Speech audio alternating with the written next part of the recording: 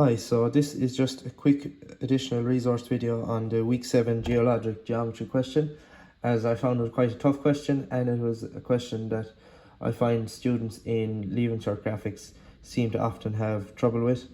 So in this question, what I've done is I've paired it back and I've removed all of the geologic geometry lines.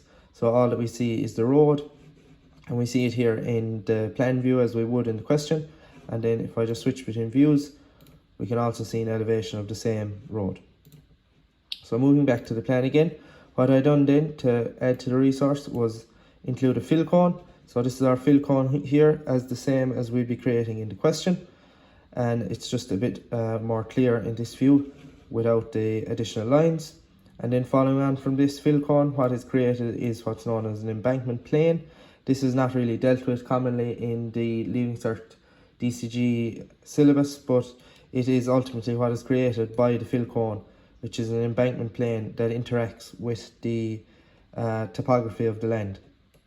So the actual topography of the land doesn't matter all that much. It just gives us the, I suppose, points where the oblique plane of the embankment plane meets the geologic geometry lines, and that gives us the outline of our embankment.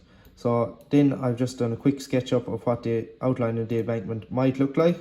Again, it's not actually based on any lines that are in the question. It's just roughly the same as what it looked like in the question.